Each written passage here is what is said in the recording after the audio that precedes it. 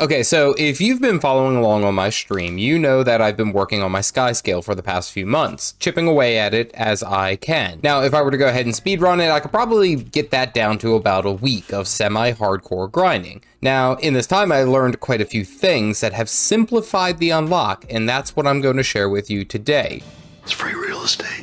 Here's how you can make unlocking your Skyscale incredibly easy in Guild Wars 2. The first thing that helped me out was setting a low expectation. Seriously. I expect nothing, and I'm still let down. If you set a low expectation, you'll always be happily surprised. Going into the collection, I didn't really know what to expect. I simply started collecting what was told of me. I've heard players swear that it is arduous and incredibly grindy, but I vowed to take it at my own pace and not try to get it all done in one day. Now, this is how I view each and every one of the Guild Wars 2 collections, so of course anything worthwhile takes time.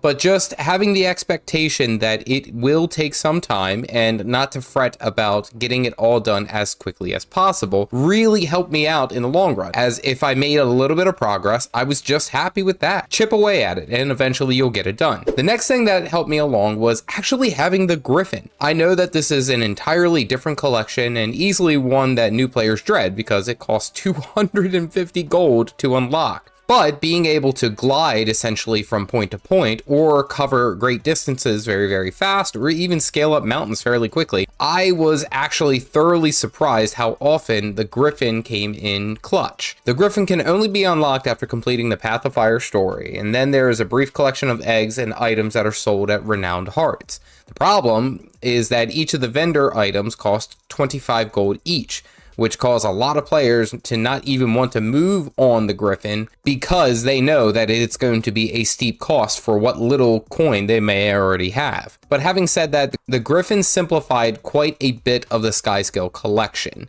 So that is just one thing that I feel is an ease of use, and if you can afford the Griffin, I would say unlock it and have it help you out here. Okay, so after dropping a whole bunch of gold to unlock the other bird, I was hard pressed to spend much more on anything for the collection. But there are a few times where you should drop a few pieces of extra gold. And that came with the Skyscale food and the extra pungent Skyscale treat. The Skyscale food is a part of the Raising Skyscales collection, where you must feed them 12 treats, however you are time gated. You can only do about 4 a day. You can purchase them from the trading post, but they run about 3 gold each, meaning for you to get all the pieces that you need about 36 gold.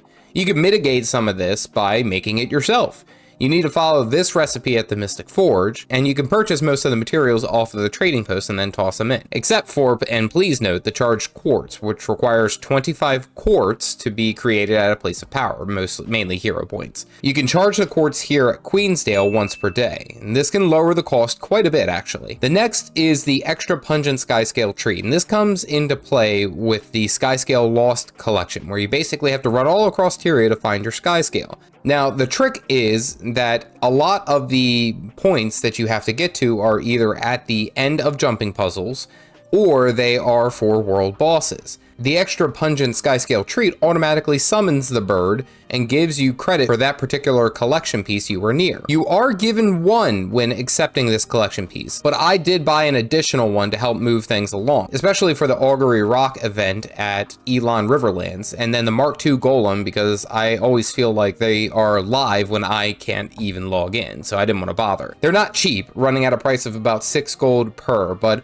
I will say it was well worth it to help skip some of the events that I knew that I was going to have trouble to even catch anyway. Just real quick, if you are interested in more guides around Guild Wars 2, hit that like and subscribe button for more caffeinated content. Okay, so without a doubt, the biggest help for this particular collection actually came towards the end. The last set of achievements has the Skyscale Saddle, which has a requirement of 250 of each of the Living World Season 4 map-specific currencies. These come few and far between, like a trickle even to dedicated farmers, but thanks to the Season of Dragons Return to achievements, it is actually now one of the simplest parts. The Return to achievements have you do a handful of things in each of the Living World zones, including Living World Season 4, like replaying the story, gathering some nodes, doing events or bounties, and things like that. Once you hit the 3rd tier of completion for this achievement, they grant you 250 of the map-specific currencies, which can then immediately purchase that part of the collection for your Skyscale, completely nullifying the requirement. It is seriously easy. This can easily turn a long 4 to 5 week grind into a couple of hours of work, and then you have it. At the end of the day, I do recommend getting the Skyscale because it is just a fantastic mount to have. It has a lot of versatility. It can even help you out with some of the other legendary things that you might be working on.